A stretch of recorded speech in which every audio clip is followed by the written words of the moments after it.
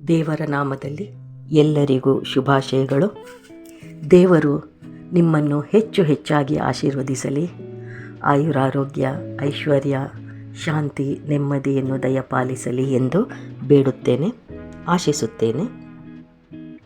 ನಿತ್ಯ ಜೀವವು ಯೇಸುವಿನಲ್ಲಿ ಇದೆ. ಯೋಹಾನ 5:11. 1 ಯೋಹಾನ 5:11. ದೇವರು ನಮಗೆ ನಿತ್ಯ ಜೀವವನ್ನು ಕೊಟ್ಟಿದ್ದಾನೆ. ಆ ಜೀವವು ಆತನ ಮಗನಲ್ಲಿದೆ. ಪ್ರಿಯ ಸಹೋದರ ಸಹೋದರಿಯರೇ, ಇಂದು ನಾವು ದೇವರ ವಾಕ್ಯದ ಒಂದು ಅದ್ಭುತ ಸತ್ಯವನ್ನು ಧ್ಯಾನಿಸಲು ಇಲ್ಲಿ ಸೇರಿದ್ದೇವೆ. ಜಗತ್ತಿನಲ್ಲಿ ಜನರು ಹಣ, ಆಸ್ತಿ, ಗೌರವ ಮತ್ತು ಸಂತೋಷವನ್ನು ಹುಡುಕುತ್ತಿದ್ದಾರೆ. ಆದರೆ ಮಾನವನ ಹೃದಯದಲ್ಲಿ ಇರುವ ದೊಡ್ಡ ಪ್ರಶ್ನೆ ಏನೆಂದರೆ, ನನ್ನ ಜೀವನದ ಅಂತಿಮ ಗುರಿ ಏನು ಎಂಬುದು ಅಲ್ವಾ? ಇವತ್ತು ನಾವು ಹೋರಾಡ್ತಿರೋದು ಏನಕ್ಕೆ? ದುಡ್ಡಿಗೆ, ಪದವಿಗೆ, ಸ್ಥಾನಕ್ಕೆ, ದೊಡ್ಡ ದೊಡ್ಡ ಬಿಲ್ಡಿಂಗನ್ನು ಕಟ್ಕೊಳ್ಳೋದಕ್ಕೆ, ಅವರಿವರ ತಲೆ ಹೊಡೆಯೋದಕ್ಕೆ. ಇಂಥ ಎಲ್ಲ ಕಾರ್ಯಗಳಲ್ಲಿ ಮನುಷ್ಯ ಮಗ್ನನಾಗಿದ್ದಾನೆ. ಸೊ ನಾನು ಹೇಳ್ತಿರೋದೇನು ಅಂತ ಹೇಳಿದ್ರೆ, ಹಾಗಾದರೆ ನಮ್ಮ ಜೀವನದ ಅಂತಿಮ ಗುರಿ ಏನು?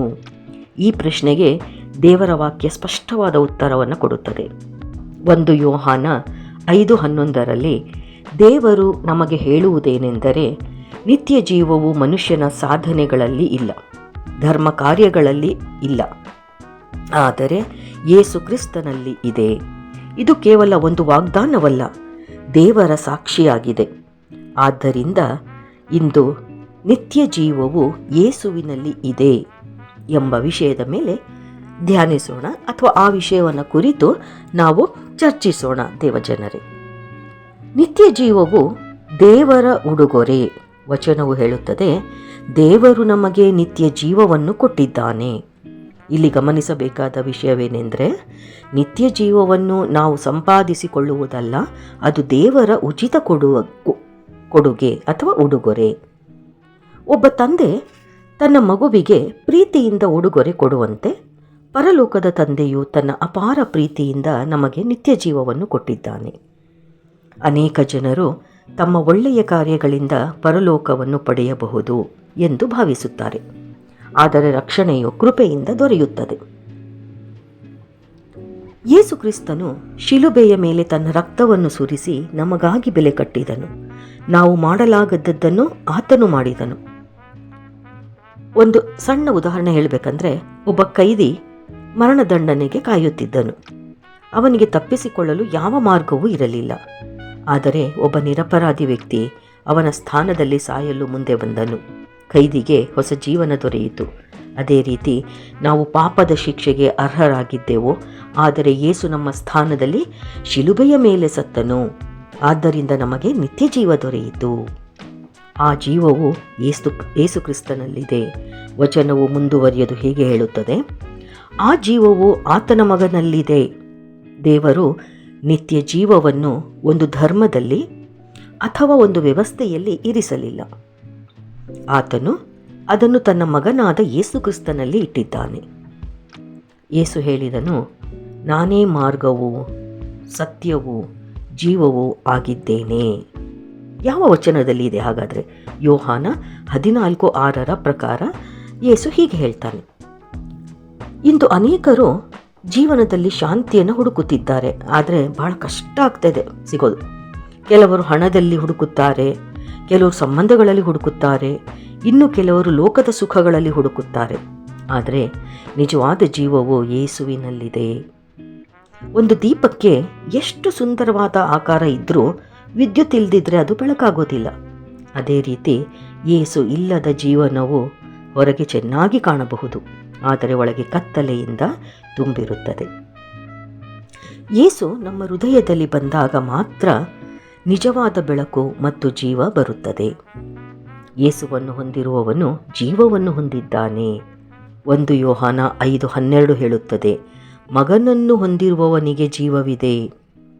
ಕ್ರೈಸ್ತ ಜೀವನವೆಂದರೆ ಕೇವಲ ಸಭೆಗೆ ಬರುವುದು ಅಲ್ಲ, ಯೇಸುವಿನೊಂದಿಗೆ ವೈಯಕ್ತಿಕ ಸಂಬಂಧವನ್ನು ಹೊಂದಿರುವುದು. ನಾವು ಯೇಸುವನ್ನು ನಮ್ಮ ರಕ್ಷಕನಾಗಿ ಸ್ವೀಕರಿಸಿದಾಗ ದೇವರ ಜೀವನವು ನಮ್ಮೊಳಗೆ ಕಾರ್ಯನಿರ್ವಹಿಸಲು ಪ್ರಾರಂಭಿಸುತ್ತದೆ. ಭಯದ ಸ್ಥಳದಲ್ಲಿ ಸಮಾಧಾನ ಬರುತ್ತದೆ.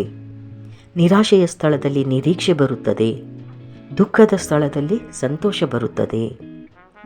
ಯೇಸುವನ್ನು ನಿರಾಕರಿಸುವುದು ನಿತ್ಯ ಜೀವವನ್ನು ಕಳೆದುಕೊಳ್ಳುವುದು. ವಚನವು ಸ್ಪಷ್ಟವಾಗಿ ಹೇಳುತ್ತದೆ, ದೇವರ ಮಗನನ್ನು ಹೊಂದಿರದವನಿಗೆ ಜೀವವಿಲ್ಲ.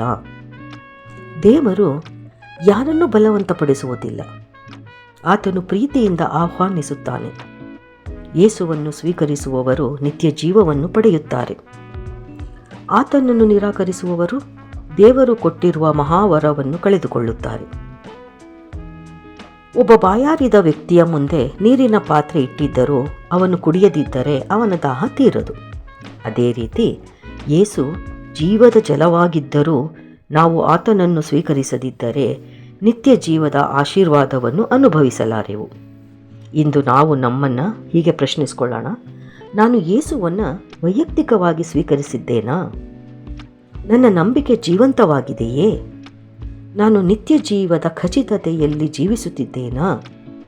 ನನ್ನ ಕುಟುಂಬದವರು ಮತ್ತು ಸ್ನೇಹಿತರು ಯೇಸುವನ್ನು ತಿಳಿದಿದ್ದಾರೆಯೇ?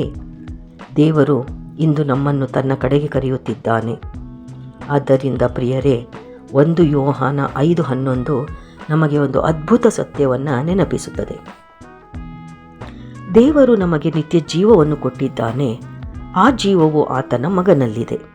ನಿತ್ಯ ಜೀವವು ಹಣದಲ್ಲಿ ಇಲ್ಲ, ಲೋಕದ ಸುಖದಲ್ಲಿ ಇಲ್ಲ, ಮಾನವನ ಪ್ರಯತ್ನಗಳಲ್ಲಿ ಇಲ್ಲ. ನಿತ್ಯ ಜೀವವು ಯೇಸು ಕ್ರಿಸ್ತನಲ್ಲಿ ಮಾತ್ರ ಇದೆ. ಇಂದು ಯೇಸುವಿನ ಬಳಿಗೆ ಬನ್ನಿ, ಆತನನ್ನು ನಿಮ್ಮ ಹೃದಯದಲ್ಲಿ ಸ್ವೀಕರಿಸಿ. ಆಗ ದೇವರು ಕೊಟ್ಟಿರುವ ನಿತ್ಯ ಜೀವದ ಸಂತೋಷವನ್ನು ಅನುಭವಿಸಬಹುದು. ಆದ್ದರಿಂದ ತಾವೆಲ್ಲರೂ ನನ್ನೊಂದಿಗೆ ಪ್ರಾರ್ಥನೆಯಲ್ಲಿ ಭಾಗವಹಿಸಿ. ಪ್ರೀತಿಯ ಪರಲೋಕದ ತಂದೆಯೇ, ನಿನ್ನ ಅಮೂಲ್ಯ ವಾಕ್ಯಕ್ಕಾಗಿ ನಿನಗೆ ಸ್ತೋತ್ರವಾಗಲಿ. ನೀನು ನಮಗೆ ನಿತ್ಯ ಜೀವವನ್ನು ಕೊಟ್ಟಿರುವುದಕ್ಕಾಗಿ ನಿನಗೆ ಕೃತಜ್ಞತೆ ಸಲ್ಲಿಸುತ್ತೇವೆ. ಯೇಸು ಕ್ರಿಸ್ತನ ಮೂಲಕ ನಮಗೆ ರಕ್ಷಣೆಯ ಮಾರ್ಗವನ್ನು ತೆರೆದಿದ್ದಕ್ಕಾಗಿ ನಿನಗೆ ಧನ್ಯವಾದಗಳು. ಇಂದು ಈ ಸಂದೇಶವನ್ನು ಕೇಳಿದ ಪ್ರತಿಯೊಬ್ಬರ ಹೃದಯವನ್ನು ಸ್ಪರ್ಶಿಸು ದೇವರೇ. ನಿನ್ನ ಮಗನಾದ ಯೇಸುವನ್ನು ಇನ್ನಷ್ಟು ತಿಳಿದುಕೊಳ್ಳುವ ಕೃಪೆಯನ್ನು ಎಲ್ಲರಿಗೂ ಕೊಡು. ಸಂಶಯದಲ್ಲಿರುವವರಿಗೆ ನಂಬಿಕೆಯನ್ನು ಕೊಡು, ನಿರಾಶೆಯಲ್ಲಿರುವವರಿಗೆ ನಿರೀಕ್ಷೆಯನ್ನು ಕೊಡು. ನಮ್ಮ ಜೀವನವು ನಿನ್ನ ಮಹಿಮೆಗೆ ಸಾಕ್ಷಿಯಾಗುವಂತೆ ಸಹಾಯ ಮಾಡು. ಇದನ್ನೆಲ್ಲ ನಮ್ಮ ರಕ್ಷಕನಾದ ಯೇಸು ಕ್ರಿಸ್ತನ ನಾಮದಲ್ಲಿ ಬೇಡಿಕೊಳ್ಳುತ್ತೇವೆ, ಪಿತರ, ಸುತರ ಮತ್ತು ಪವಿತ್ರಾತ್ಮರ ನಾಮದಲ್ಲಿ. ಆಮೇನ್, ಆಮೇನ್.